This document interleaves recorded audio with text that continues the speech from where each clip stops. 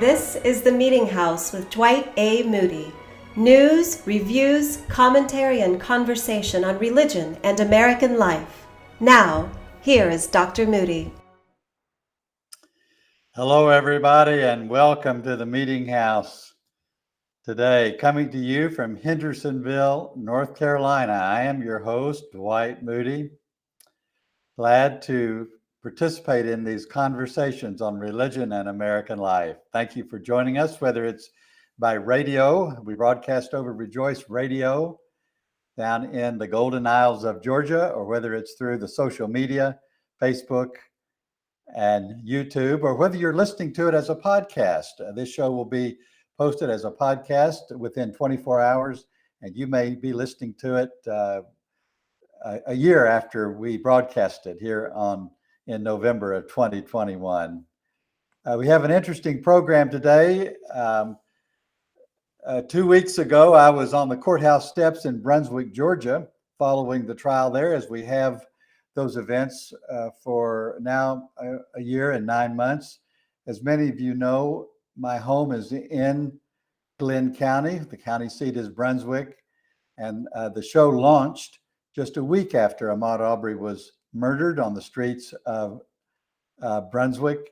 We've been following this ever since, and 2 weeks ago I was on the steps broadcasting with 20 other national media people. And today the trial is going on. Yesterday the defense began their work, and the defendants are even today on the stand giving their side of the story. I'll have more to say about that a little later in the show. I've got a movie review of the new movie about C.S. Lewis, The Most Reluctant Convert.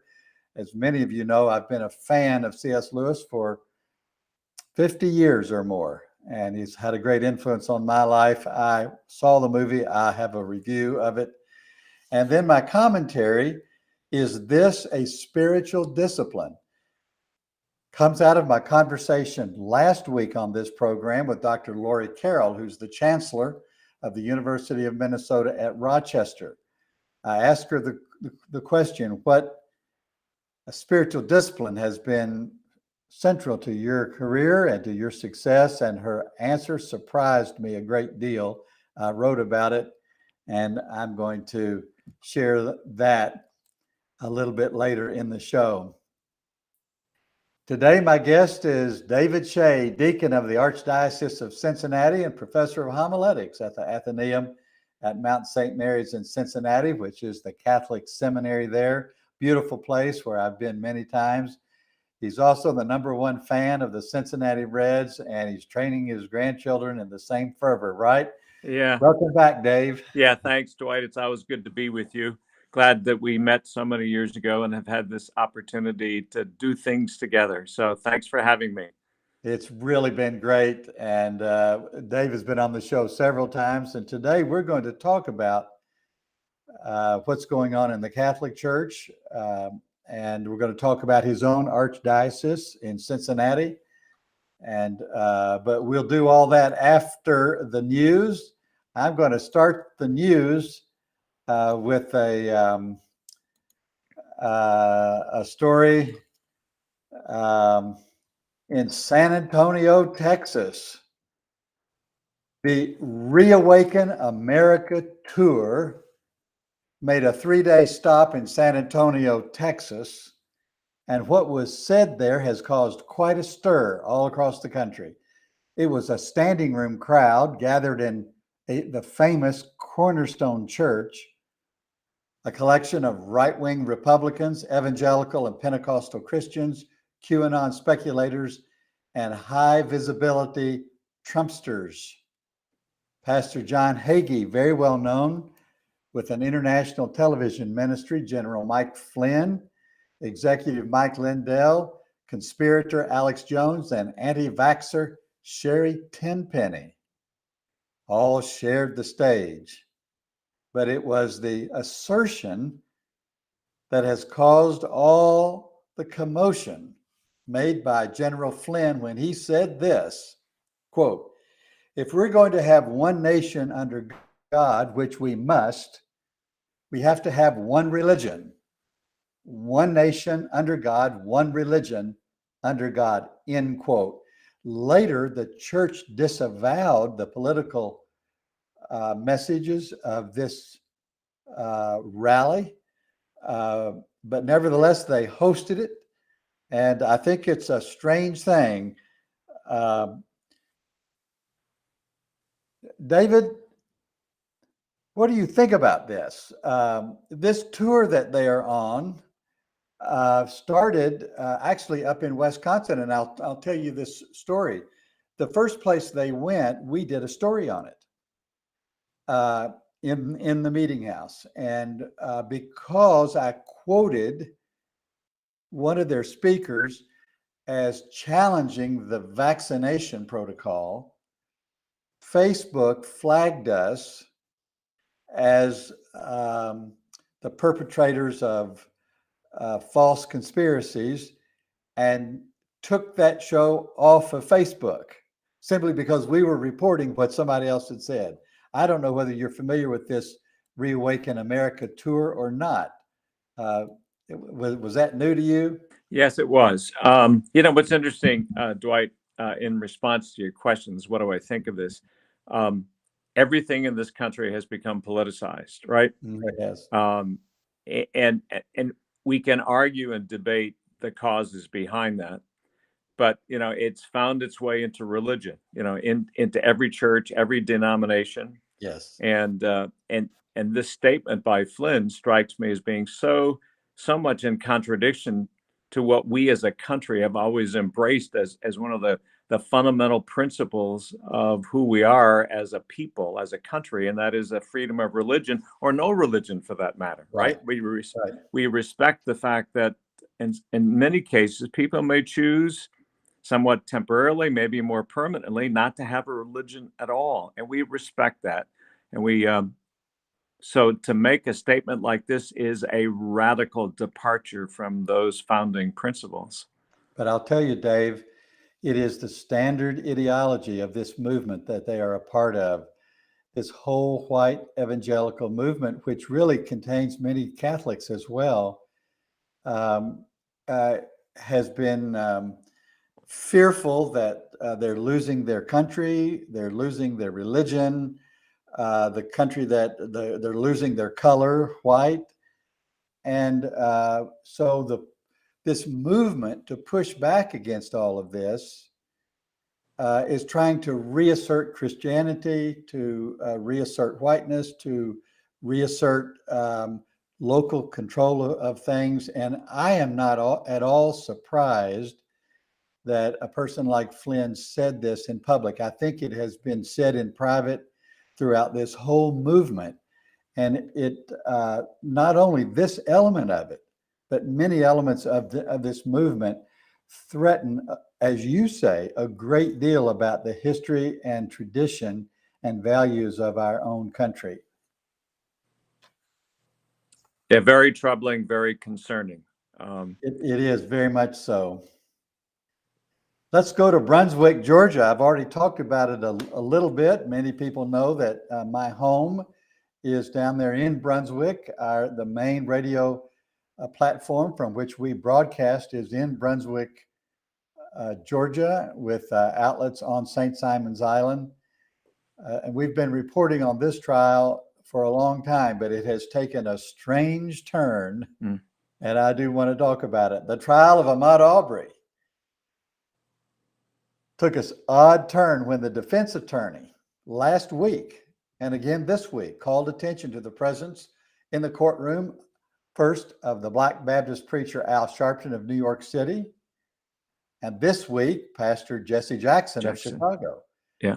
Attorney Kevin Goh called their presence a distraction and an unwarranted influence on the jury. He said, quote, "How many pastors does the Arbery family need?" End quote. His request for Sharpton to be removed was denied this week.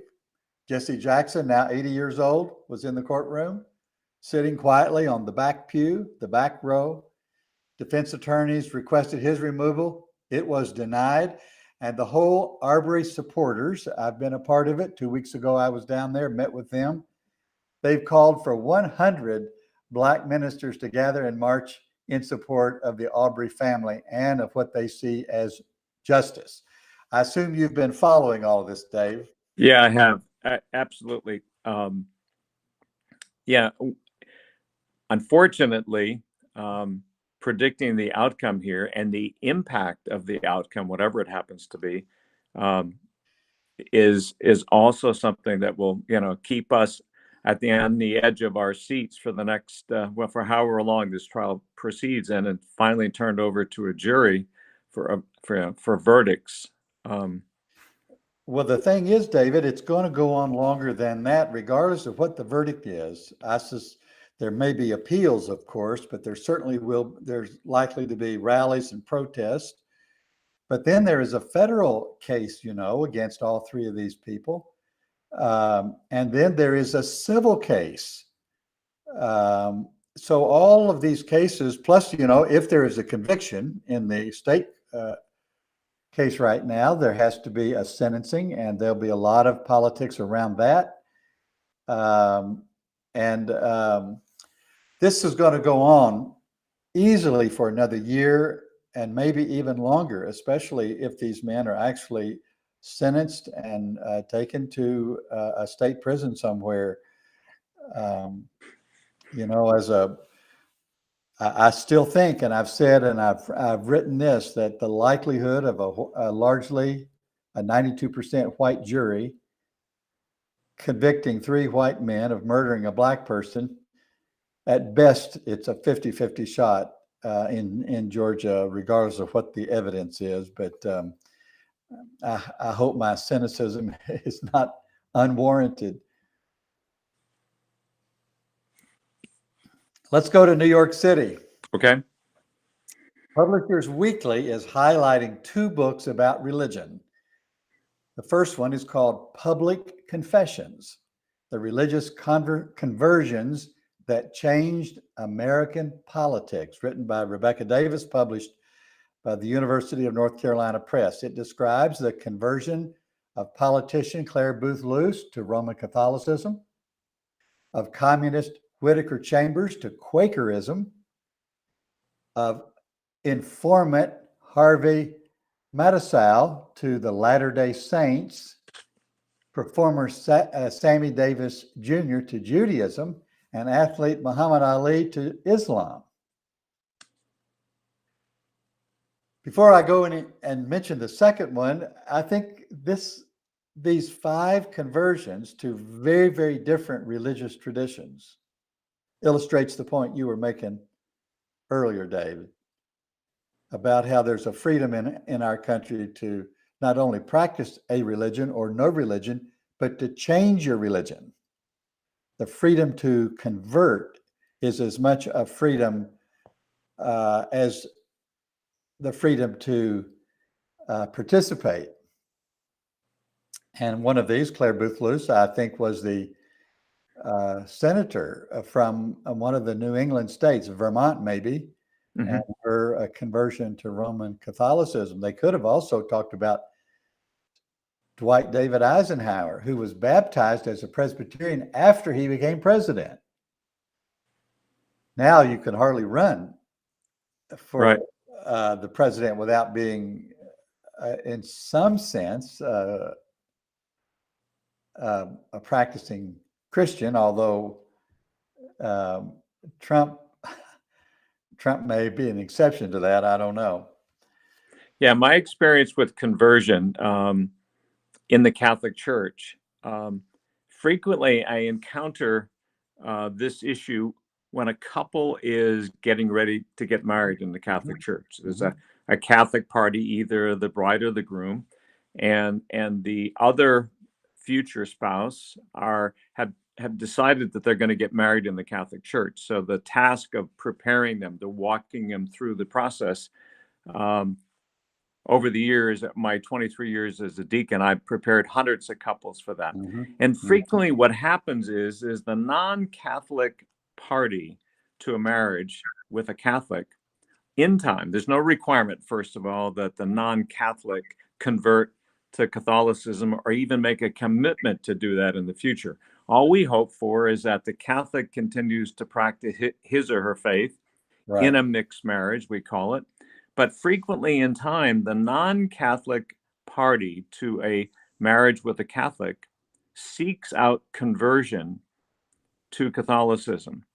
Mhm. And so that process of conversion in the Catholic Church is referred to as the rite of Christian initiation of adults. Frequently, the acronym that people recognize it by is RCIA. But it's an intensive program of catechesis and also formation into the practices of the Catholic faith. It's more than just learning. It's more than just information. It's being formed into the practices of the Catholic faith. And that process can go on for as long as a year or longer, in some cases, a couple of years. And each parish has its own program and looks at these individuals case by case and then provides a formation experience for them that's kind of matched to where they are from a spiritual and religious standpoint. There may be someone from another faith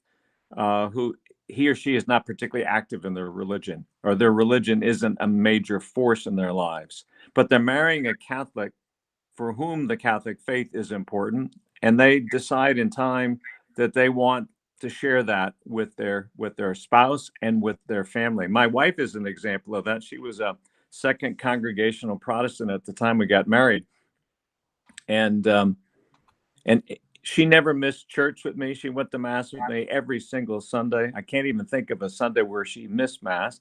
And then when we had our daughter, our daughter made her first communion at the age of 7. I remember my wife telling me, she said, I watch you and Jennifer go up to receive communion, and I'm sitting here all by myself in the Yeah. pew. She said, I want you to know that I am raising a Catholic family. I am attending Catholic worship. I believe as you do, as you Catholics do, and I'm no longer going to stay in the pew by myself. So she entered a program of catechesis information with one of our parish priests. And I said, hey, what can I do to help? And she said, absolutely nothing. This is something that I want to do. And a few months later, she came home one evening and she said, Father Bob says I'm ready. And she was confirmed as a Catholic. So, That's a great story.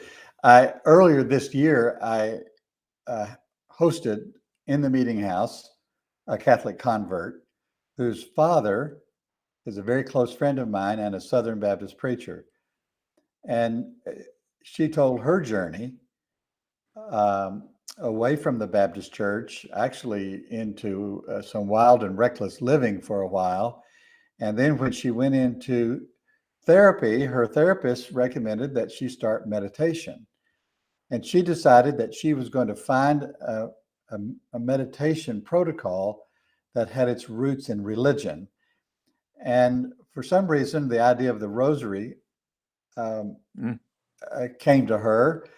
She's a lawyer, and she asked a friend who was a Catholic, also in the law firm, and gave her a rosary. It was the first time she'd ever seen a rosary, and she didn't know what to do with it. She had to hide it from her husband. And in her story to me on air, it was about how the rosary led her into the Catholic Church, and she now is the director of the initiation program at her Catholic Church in Baton Rouge, Louisiana. wow. Yeah, and just this morning I was going out, and I paused to speak to my neighbor. We got to talking to him. I asked him what he did. He asked me what I did, and turns out he also is a convert to Catholicism. And he said, I work with the children in confirmation. We have, I think he said, was it 50 or 60 people children that they are confirming. And he said, I do it so that I can learn more about my faith. Whenever you have to teach someone Yes. anything, as you know, Anything. and You're the one that learns. Yeah, you really need to know what you know and what you don't know in order to stand in front of a classroom. I give a lot of talks for the Archdiocese, and what I've learned in that experience is that I can answer the vast majority of people's questions, but every once in a while, someone has a question about which I am not certain. Yeah. So I'm not afraid to say, here is what I think the answer is. Right. I'm not 100% sure, but I promise I will get you a well-informed response That's right. after the fact. So, it's really important. I think those people who lead conversion programs are people of great faith, first of all, and they bring a wonderful commitment to bringing others to the Lord. So that's a great. You mentioned the rosary. It got me thinking. That's a very popular devotional practice in the Catholic Church. When the pandemic started, it was I think it was in the April timeframe. My youngest grandson, who I was not able to see in person during the early stages of the pandemic, we made a commitment to one another that we were going to pray the rosary every single night until there was a cure or an end. That's the way we put it back then, to the pandemic. So every single evening via technology, our phones, we sat there and we would pray the rosary together. And I think over the course of months, I'm talking months, we only missed like 1 or 2 times. He and I, at the time, he was 11 years old, would pray the rosary together every single evening. I have to tell you, Dwight, that on many, many days, that was the only thing that got me out of bed, and in what was an otherwise very depressing, isolating time. Right. As I looked forward to that, that 20 to 30 minutes with my grandson praying the rosary every evening. It was a wonderful experience. I even get emotional talking about it because it was such a special thing.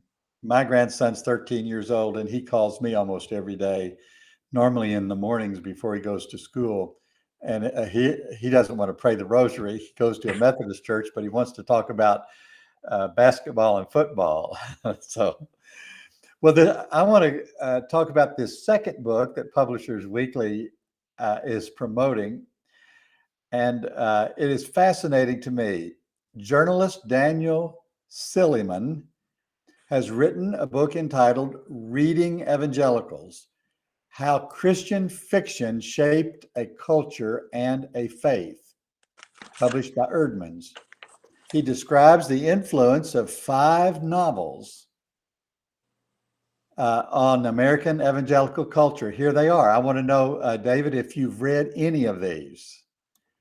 Love Comes Softly by Janet Oak. This Present Darkness by Frank Peretti. Left Behind by Tim LaHaye and Jerry Jenkins. The Shunning by Beverly Lewis.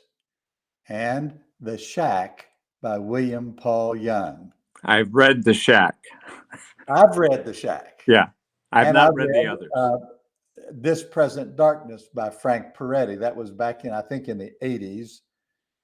And I think you and I then are the only people in America who haven't read Left Behind, or one of those, however many volumes there were, 10 or 12 volumes. But I haven't seen the movies either. But I thought this was such a fascinating way to interpret what has happened in the United States. Love Comes Softly, of course, is a romance novel. This Present Darkness is a conspiracy novel.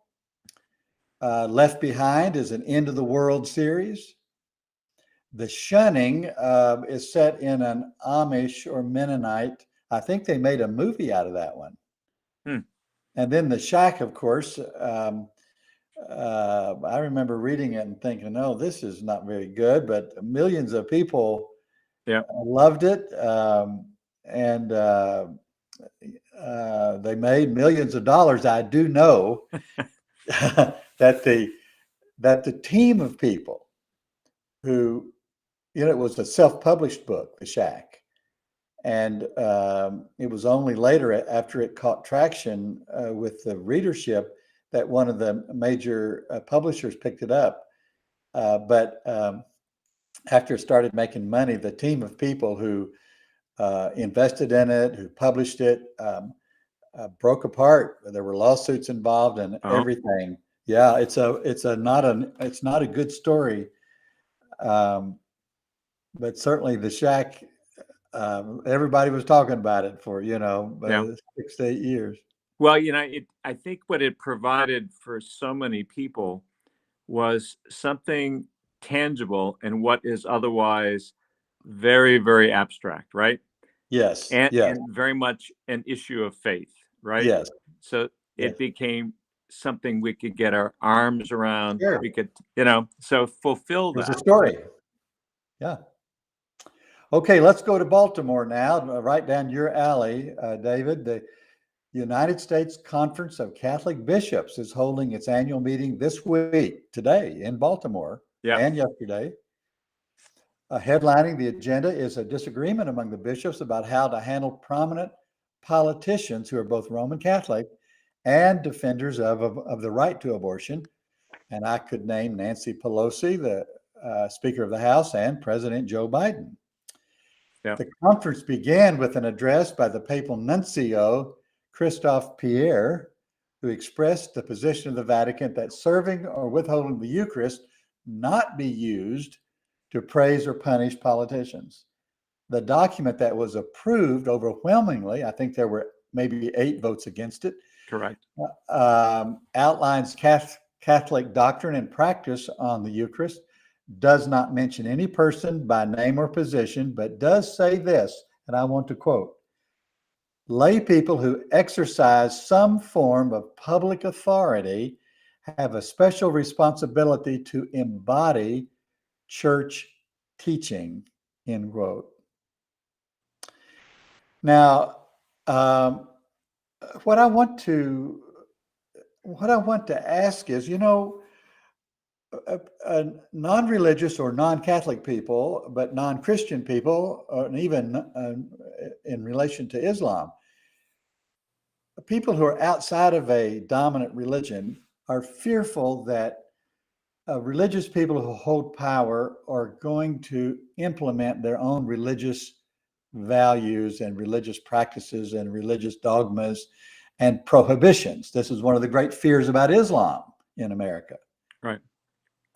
It was a great fear about Catholicism.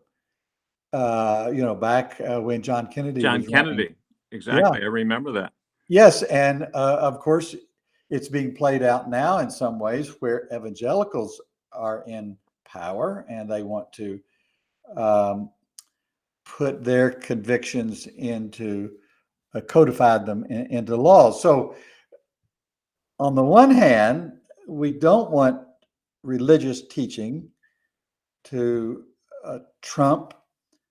We can't even hardly use that word anymore. But we don't want it to take precedent over constitutional rights and liberties.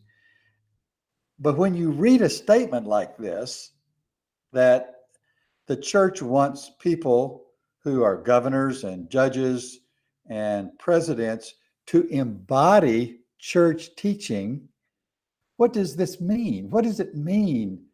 How does it speak to these long-standing fears that people have about religious people of any tradition?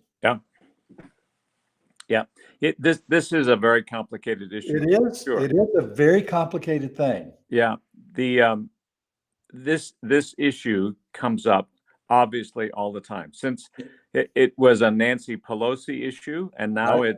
it's a Joe Biden Nancy Pelosi issue. But it's a bigger issue. The issue is, do we as ministers, both ordained and lay, because lay people are distributors of communion in Catholicism. They bring, they help out with the distribution of communion in the context of Catholic worship, but they also bring communion to the sick and the homebound, and they can be ministers of what we refer to as viaticum, which is the Eucharist provided to the dying individual.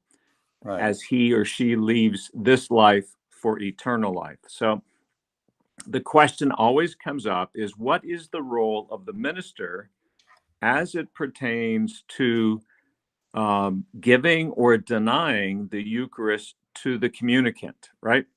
So that's the issue as far as, do you withhold or deny the politician, the Catholic politician, who is taking public positions that are contrary to Catholic teaching in such an area as the sacredness of human life, is the case with abortion here and Biden.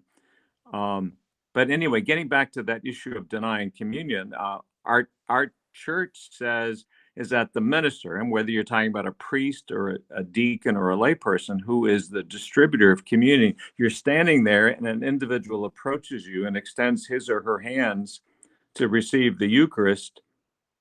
You know, what do you do if you, in your judgment, decide that this individual is not worthy to receive the Eucharist? Do you withhold the Eucharist from them, or do you deny them? And the answer to that is we don't. The minister doesn't. And our Archdiocese, our Archbishop Dennis Schnurr, a couple of years ago, before this series of workshops that I've been giving on behalf of the Archdiocese to extraordinary ministers of Holy Communion, came out with a very clear statement on this. And it was phrased as a question: is it appropriate for an extraordinary minister, or any minister for that matter, to deny Holy Communion? And the answer the Archbishop provided on this was very succinct, very direct, and very clear. He just simply said, no, never, period. It is not the place of the minister to determine the worthiness of a communicant. So, yeah, I mean, I want to take this a little further, because you're talking about giving it or denying it, withholding it from a Catholic. correct. And of course, as a Protestant myself, I've attended many Catholic worship services.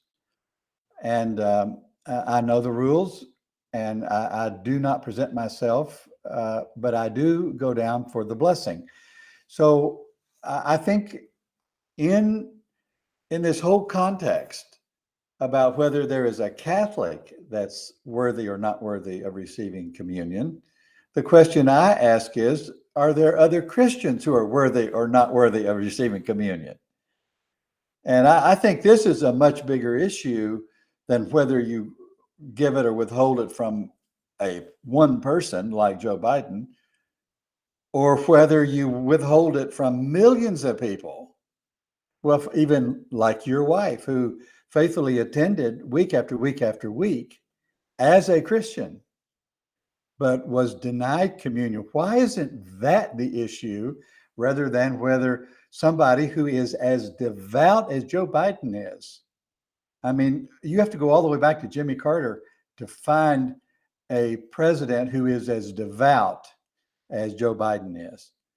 And why anybody would want to deny him communion, given his public practice of Catholicism, befuddles me. But the bigger issue to me seems to be, why withhold it from anybody, any practicing Christian? We've lost That's the teaching of the for church. a minute. Say what? Dr. Shea accidentally logged off. I think he'll be back with us in just a minute. Okay. I'm going to go on. We'll come back and talk with him about that.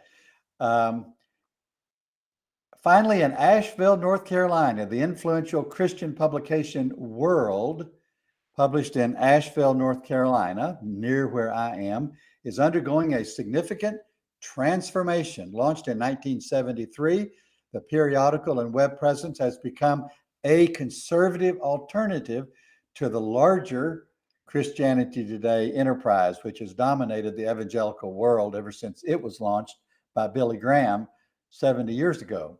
Last month, the long-serving editor Marvin Olasky, he's been at the job since 1994, has been pushed out, largely under the influence and ambition of Albert Mohler. Mohler president of Southern Baptist Theological Seminary in Louisville, and a recent convert to Trumpism, is the freshly appointed editor of a new section called World Opinions. It was a development that emerged outside of the leadership of editor Olasky. Olasky and World have been well known in publishing circles for his particular views of what he calls Christian journalism, and he uses the phrase biblical objectivity. That's all the news, brought to you by Coffee. Our partners, PerfectoCoffeeInc.com, Perfecto Coffee out in California. Forgive my lack of memory there. You can go online at PerfectoCoffeeInc.com and order your coffee. I'm going to send some to David Shea for being on the show today. We'll be back in just a minute.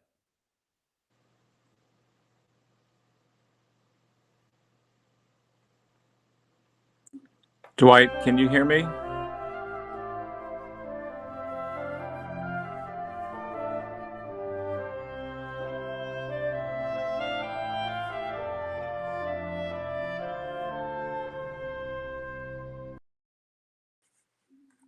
Dwight, are you able to hear me? I have to.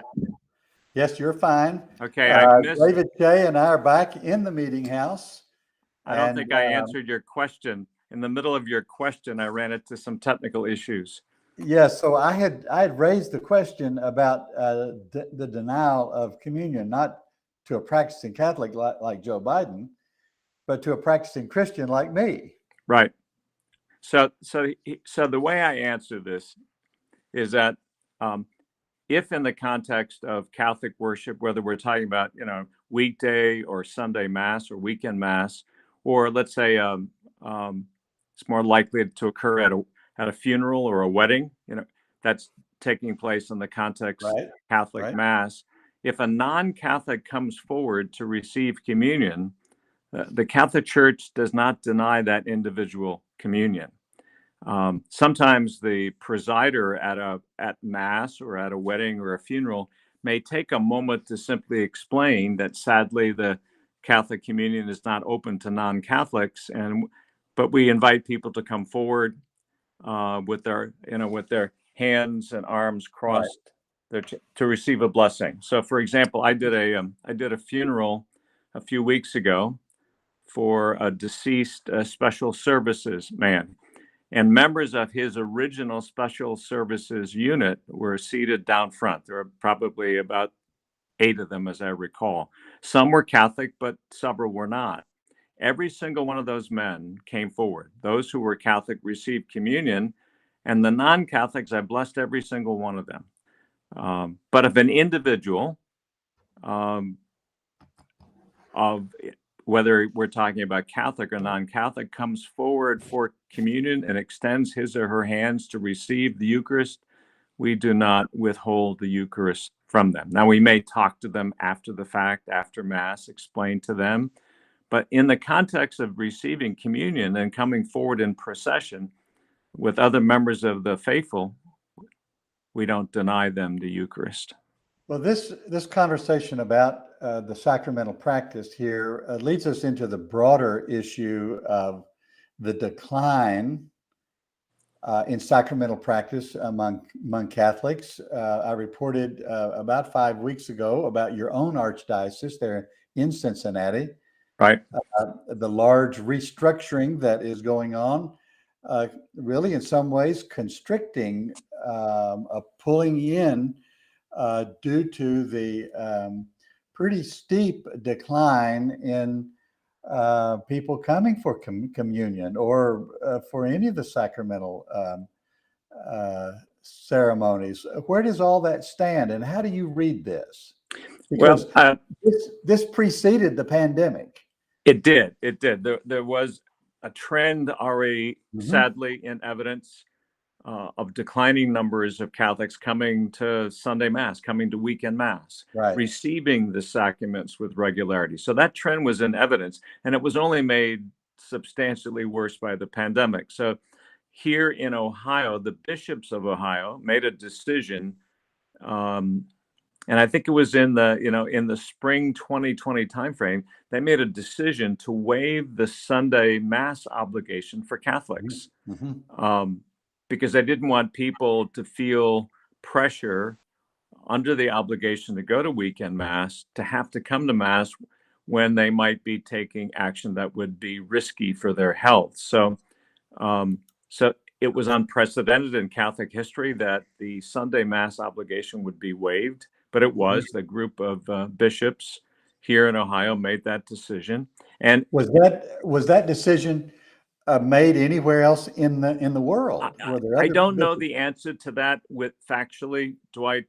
My guess is yes. I would think that several dioceses, not only across the United States, but in other places of the world, made similar kinds of decisions. But what happened is that it went on for several months, such that the practice of going to Sunday Mass um, changed. So folks who had been accustomed to, getting ready to go to church on Sunday morning, many of them streamed, okay, because that's the other thing that happened is many parishes learned how to handle technology. So masses, I mean, you could just use your phone while you're still in your pajamas or your Right. jogging sweats, and you could sit there with a cup of coffee and you could stream the Catholic Mass. You couldn't, of course, receive the Eucharist, and that was a big issue, a big concern. But you didn't have to pack up the family in the car and drive and find a parking spot and walk into church to go to Mass. So a lot of people changed their Sunday morning habits, sadly. Yes, of course. Yeah. Not just Catholics, but I mean Christians all over the world. Right. So here, when the Sunday Mass obligation was restored in the late spring timeframe of this past year, 2021, you saw an initial jump in the numbers of folks coming back to Mass. But when you look at it now over a period of months, is we are down from pre-pandemic levels, probably, anywhere from 15 to 30% in what we already had trends that were showing declines, and the pandemic only worsened them. So mass attendance has become a real issue. And here in the Archdiocese of Cincinnati, there are a lot of practical reasons that are driving this program called, Beacons of Light, which we've talked about on previous broadcasts, where there is a restructuring across the entire Archdiocese, and the creation of what's called families, where parishes, anywhere from a couple of parishes to 5 or 6 parishes are brought together into these families, and where each family will deal with the issues of mass schedules. What are we going to do about consolidating schools? What about clergy? A priest, who will be the pastor, who will be what priest will be assigned to each family? And they're going to deal with all of these issues. Ultimately, which buildings out of economic necessity and practicality may have to close. Some of the churches will have to close because it's not viable for the small numbers of people to keep them open. I heard a number of $1.7 million, and I think that's only a partial number, in maintenance and repair work and reconstruction that would have to take place in church building after church building across the Archdiocese. And the funds for that just simply don't exist. So here in the Archdiocese of Cincinnati, this Beacons of Light program is an effort to restructure the Archdiocese, affecting just virtually every single parish, every single community, and dealing with what will be some really challenging issues over the next couple of years. Well, David, this is not just a Catholic thing.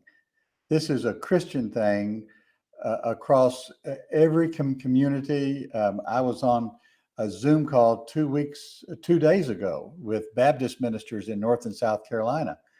All of them testified to significant declines in attendance in very Baptist states of South Carolina and North Carolina. And one of the main points of conversation is, how can we repurpose the buildings Yes. that we Yep. own to serve the community, because they do not anticipate the attendance returning. And that's what you're saying as well, isn't it? Yeah, it's interesting. I heard some numbers for our parish. Our parish is a large suburban parish. Yeah, and originally it was about 3,200 families. That's a big parish in the It Archdiocese, is. Um, and if you go back 20 years, weekend mass attendance was, 3,500 to 4,000 people. And pre-pandemic levels, that number was more like 2,500. So it Mhm. had already declined. And now we're obviously still in a pandemic, but after restoring the Sunday Mass obligation and with vaccinations and things getting somewhat better, is that our numbers are we're averaging below 2,000 people on a Mhm. typical weekend. Now, having said that, we still track how many devices rather are Right. still Plugging streaming into your. weekend masses, and those numbers are impressive. Of course, we They don't know are. how many people. We know there's 1,500, 1,800 devices that are turned on to watch mass or one of the masses on a weekend. So if you take that number plus the number of people who are physically showing up for mass, then those numbers are up. But does streaming a mass, does it come close to being physically present and being part of a congregation and able to receive the Eucharist? Boy, They're two entirely different things. This is the dominant conversation among Protestant ministers today. I'm an advocate, as you know. I'm preaching every Sunday now, so I'm very much attuned to this. We have a very small group that gathers in the sanctuary, a much larger group that taps in through a device. But can you build a community, Yep. Congregations, even among Protestants who don't have this the theology of the Eucharist that Catholics have, where just the reading the word, the preaching of the word is a more central element to our is the central element to our worship, and that can be done a little easier through the distance. Not, but certainly, like you pointed out, you can't give and receive the Eucharist on Zoom, can you? No, you sure can't. You sure can't. And as a deacon, I've been a Catholic my entire life. Catholicism has been important to me for all of my life. I didn't go through a period of time where I kind of wandered away from the church. I was fortunate. I don't take any special credit for that. But my experience of being physically in church and in a community is very, very positive. I cannot imagine not being together with those people on a weekly basis. It's an uplifting, positive experience. You connect with people, you get up to date on their lives, they on your lives. I stand in the vestibule before and after Mass, and I talk to maybe, if I'm lucky, 150, 200 people. Yeah. And I get prayer intentions from people. I find out who's getting married, who's sick, who just got pregnant, who needs a baptism. It's all wonderfully positive. So you stay connected with these people, and it's such an important part of life. And these are people, I know hundreds of people, and thousands of them know me, and it's supportive. And to go without that, I can't imagine without religion, without being an active part of a congregation, whatever your religion might be, on an ongoing basis. I think that's a huge loss to individuals, to couples and families. And I think that there are long-term, very negative consequences of that. It's going to be very interesting. Those of us like you as a Catholic and myself as a Baptist, not only to watch this, but to try to lead congregations through the challenge. As you mentioned a little earlier, the decline in religious observance preceded the pandemic, and it driven by a number of things that are not related to the pandemic, driven by politics and driven by, I read an article just this morning of of a professor here in North Carolina who talked about why she had left the church, and it was as much about the failure of the church to engage in significant ways the big issues of our day, like climate change or racial reconciliation or economic justice. And she said the fact that the church was not doing this, just really pushed her out of the fold. And we're in a time when, we're losing our market share, both as Baptists and as Catholics. It's a real challenge to us, David. Yeah, that article that I shared with you called "Church Collapse in Cincinnati" that was dated October the 1st, written by a Rod Dreyer. I guess I hope that's yes, I know Rod. I've read Rod Dreyer. He's a very, very conservative evangelical. He's a member of the Orthodox Church, down in Baton Rouge, Louisiana.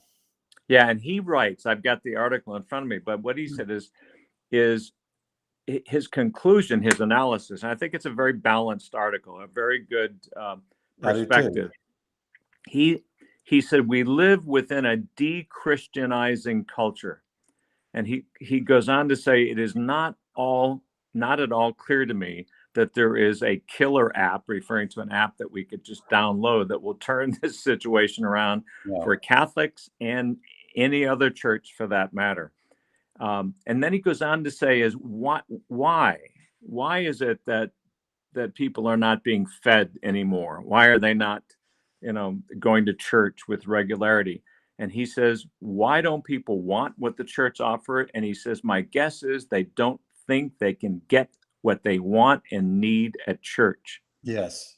He said, to be fair to us church folks, if people come to church thinking that it's going to provide them with some kind of magic course of instruction that improves their lives without them having to do anything, they are not going to find it.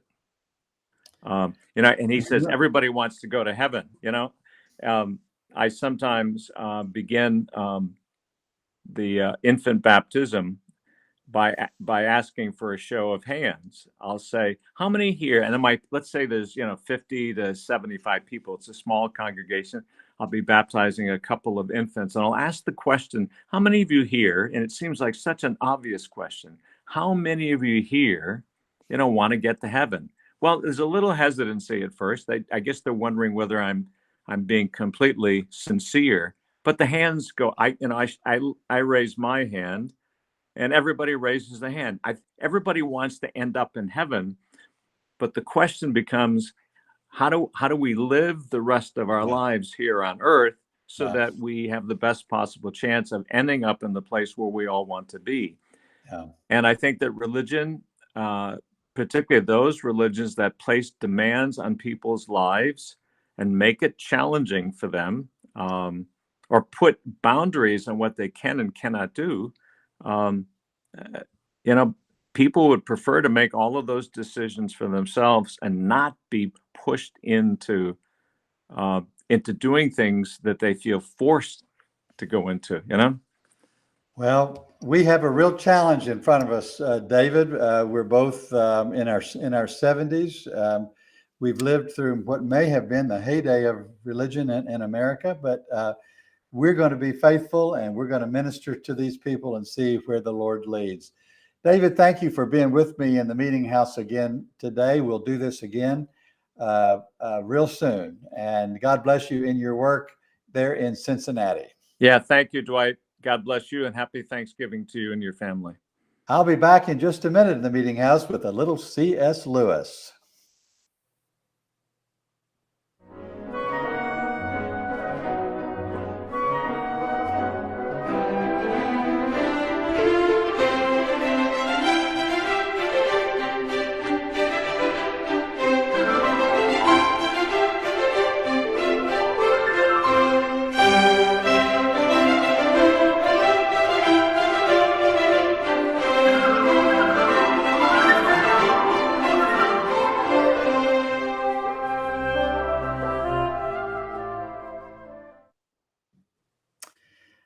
I read no reviews.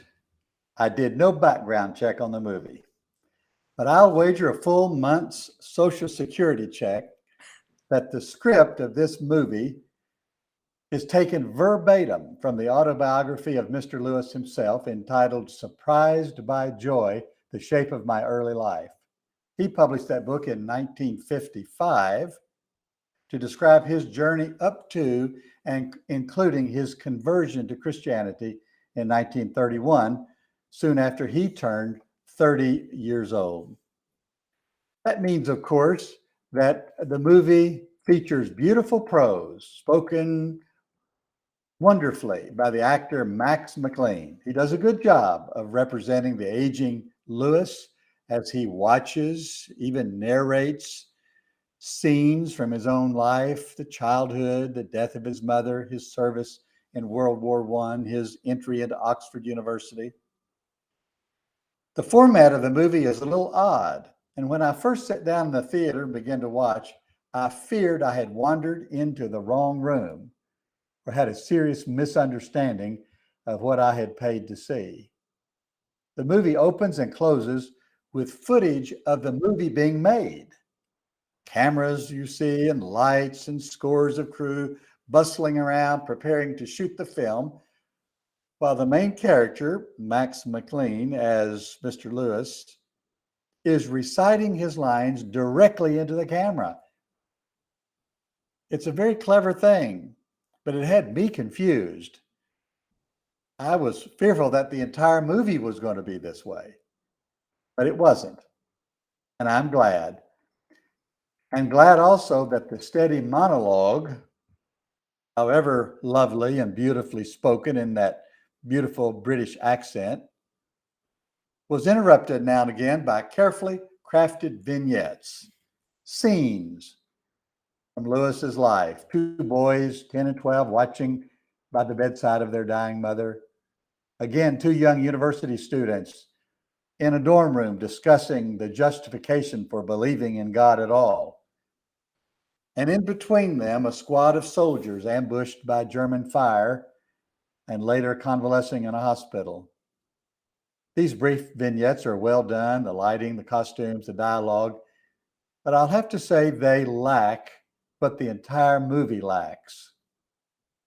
The one thing that a movie needs: the drama that makes a story interesting or compelling or watchable. Yes, I watched it because I have a 50-year interest in Lewis, not because this was a powerful movie, one that I might encourage you to see. If you're fascinated by Lewis or have been influenced by Lewis, you'll appreciate the film, perhaps even recommend it to a friend. The Lewis story is fascinating because of what he became: a first-rate scholar, a fabulous writer of essays, novels, and this memoir, a chronicler of a converted life, when so much of the movement in religion is in the other direction, people surrendering their faith instead of embracing it. The climax of the movie is a scene of communion, the Eucharist, as we've been talking about here in the Meetinghouse. It shows Lewis receiving the Eucharist in an Episcopal church, not a Catholic church, as a way of announcing his full conversion. Lewis started attending daily prayers when he became, as he tells it, the most reluctant convert in all of England, end quote. He had been baptized as an infant in the Church of Ireland, but renounced his faith at the ripe old age of 14. He worked his way back under the influence of later luminaries like J.R.R. Tolkien, himself a Roman Catholic. When his journey led him to believe in God and in Jesus as the Son of God, he simply got up from his pew during the Christmas season, made his way down to the front to receive the elements of the Eucharist. That's the way the movie ends. It made me wonder if those in the theater, unfamiliar with this story, understood what was happening.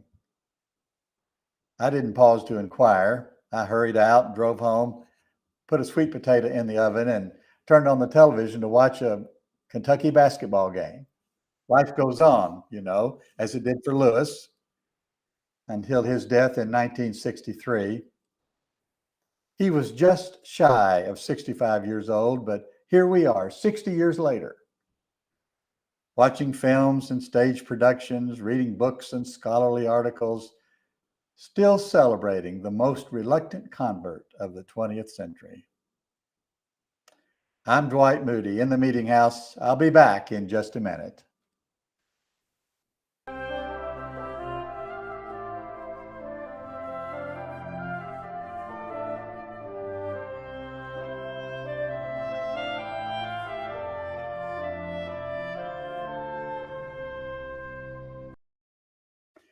You'll have to go to the website to read my commentary. I've run out of time. Thank you for listening or watching in the Meetinghouse today to our conversation on religion and American life. Themeetinghouse.net. You can subscribe to the newsletter. You can make a contribution. You can listen to this podcast again. Join us next week in the Meetinghouse. Until then, get the vaccine. I'm scheduled to get my booster shot this afternoon at 4 o'clock. Be kind to everyone. I'll see you next week in the Meetinghouse. I'm Dwight A. Moody.